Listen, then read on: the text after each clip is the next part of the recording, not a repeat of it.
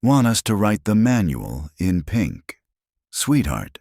The voice cut across the weapons annex like a slap in a quiet room, loud, cocky, and meant to land. Evie Rhodes didn't blink. She stayed crouched beside the jammed M4VX, fingers steady over the carbon-scorched bolt. Her hands moved in measured rhythm, sleeves rolled to her elbows, revealing scarred knuckles and quiet defiance. The laughter came next, easy, cruel, familiar. These were elite operators, after all, hard men, confident, bored. And she, well, she wasn't supposed to be here, not in their eyes. From the far door, Master Sergeant Halverson approached, boot heels heavy with entitlement. Back in my day, he said, slow and pointed. We didn't let civvy girls play in the sandbox. He stopped behind her, voice dropped. You sure you're not lost? Rhodes, still no answer, still no flinch. Evie reached into her vest, pulled a narrow tool no one else in the room carried, slid it along the chamber, twisted once, and cleared the jam in a single, silent motion. Halverson smirked, then frowned, because that's when he saw it. Just to flicker half a second as she adjusted her grip. Ink, black, curved, intentional, etched high on her left forearm, military, not vanity. Something older than the patch on his own chest, and for that brief, blink-sized moment he froze. The others kept at it, oblivious. She in maintenance or modeling. Probably married a colonel to get that badge. Bet she still alphabetizes the screwdrivers. Evie said nothing, did nothing. She simply continued. Each movement was exact, purposeful.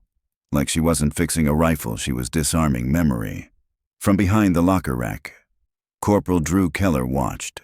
He hadn't joined the hazing, not because he was brave, but because something felt off.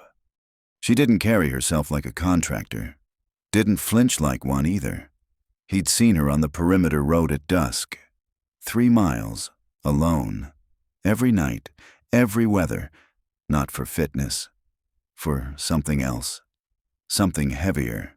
As Evie reached for the drop scope, her sleeve shifted again.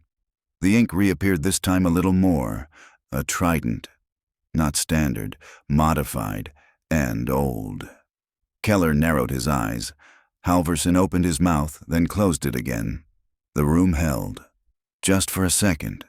Evie pulled the sleeve back down, quiet, precise, and went back to work. Most thought she was odd, cold, a civilian with clearance but no camaraderie. But Keller was starting to think. They weren't ignoring her story. They just hadn't earned the right to know it. She stayed on her knees longer than the task required. Not because the rifle was stubborn, but because the ground felt familiar. Her hands bore the evidence. Not grease-stained in the usual way, but calloused in places that didn't match a gunsmith's job between the thumb and forefinger. Edges of the palms. Knuckles worn smooth from repetition under stress. The kind of wear you earn from gripping a weapon, not repairing it. From fast roping down into the dark, landing hard, crawling forward without light. 5 years ago, the world had called her something else. Chief Evelyn Rhodes, call sign Raven 4. She belonged to a unit that officially didn't exist, a black cell within a black cell. Ghost Line was its unofficial name. 7 members. No faces in the records. No return addresses. Evie was the only woman, and the one they sent when silence wasn't just a tactic, it was the objective. In Koran, she moved through a compound undetected, removed 4 hostiles, exfiltrated before the first alarm. In the Balkans, she navigated 12 hours solo on frozen terrain, reached a hostage site, and ended it without a sound. She didn't leave footprints. She left legends. Naval Special Operations still used her infiltration blueprints in their Tier 1 training. She was the first woman to complete the Divide, a 72-hour solo endurance op, designed to break Tier 1 candidates. Most men tapped out in 18, but Evie, She didn't break. She just disappeared into the landscape. There were stories they couldn't confirm, like the 12 hostage-takers in Kuradesh Crossing who were neutralized in darkness by blade and sidearm only, or the convoy in Sarakan Desert that made it home because someone took out the mortar nest before the ambush ever started. The only trace was a symbol, a trident, blackened, modified, 4 stars. No name, just a line inked along the bottom, Veritas Silentium. Truth lives in silence. Only Ghost Line operatives who lost teammates earned that version of the trident. Evie's bore 3 names not in plain sight, but etched along the wave lines. In ink so fine you'd miss it without intent. Wade, Carruthers, Talon. They died because someone with stars on their shoulder gave clearance based on bad intel. Evie lived because they forced her to leave.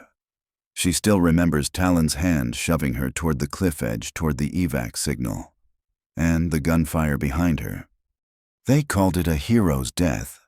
She called it a debt. The Navy offered her a wall of ribbons. She refused everyone. Medals belong to the dead.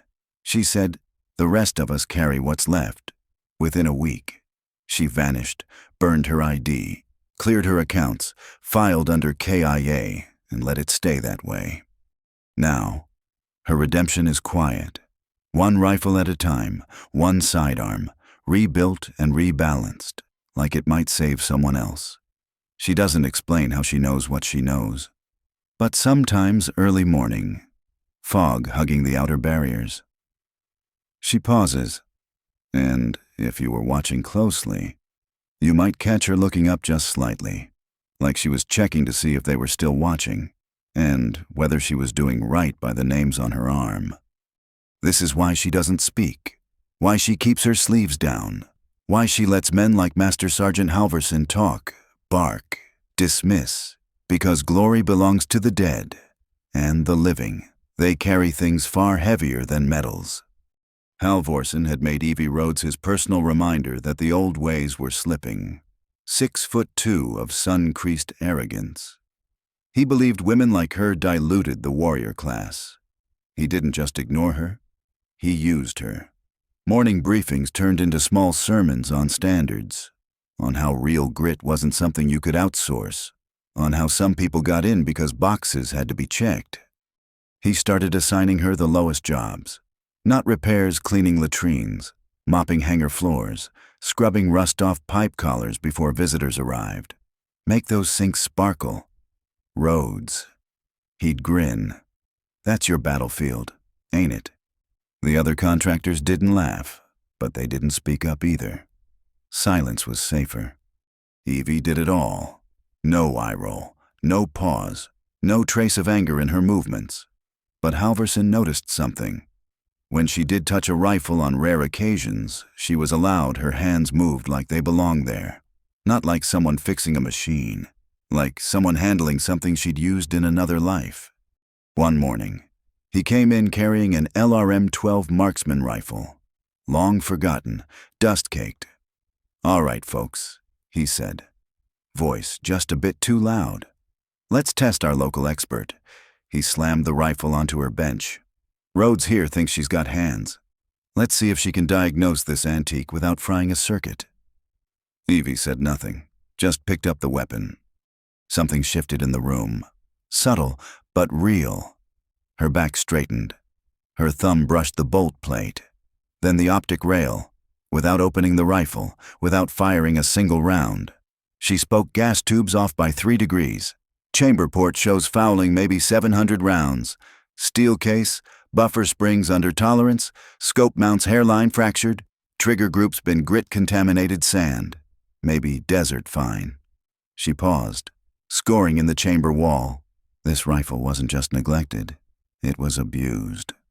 Silence. A real one this time? Even Halverson didn't move, because he hadn't known about the scoring. Lucky guesses, he muttered finally, but his voice cracked at... Evie placed the torque wrench down carefully. Her hand trembled not from fear, but from what it took to stop the ghost inside from rising. She picked up the LRM-12 again. continued her report as if nothing had happened. But everyone in that room had felt it. Death entered, chose mercy, and walked away. Across the range, Brigadier General Mason Calder stood still. He hadn't meant to stop, but something about her movements froze him. She didn't move like a civilian. She moved like someone who'd survived missions others didn't return from, even now. She scanned exits when a helicopter passed overhead. Her body tensed, not startled, just prepared. Then she raised 2 fingers, twisted, and pointed a SEAL hand signal. Silent, specific. Only combat knew that language. Calder's gut tightened. He pulled up redacted archives on his secure tablet. Just one call sign returned over and over: Raven 4 Ghost Line Unit. Vanished after silent verdict. A partial photo. Shadowed eyes. Same expression he saw, now steady. Alert. Silent. Then she reached up to adjust the scope. Her sleeve slipped. There it was. A trident. Modified. 4 stars above the anchor. Latin beneath Veritas Silentium. Truth lives in silence. Only 12 ever received that variant. 11 were accounted for. He had just found the 12th. Behind her, someone shifted. Raiden Torres. The quiet senior armorer. Always within reach of her, always tracking her blind side. When Halverson had knocked over her tools, his hand had drifted to his hip, reflexive, protective. He wasn't just staff. He was Overwatch. Calder's mind raced. How many others walked these bases unseen, not forgotten, hidden by choice? He stepped forward, removed his cap. His voice cut through the quiet. Chief Evelyn Rhodes, Raven 4. You pulled me from Naruk Valley. I thought you were dead. Evie turned, slowly. No surprise, just stillness. Calder snapped to attention.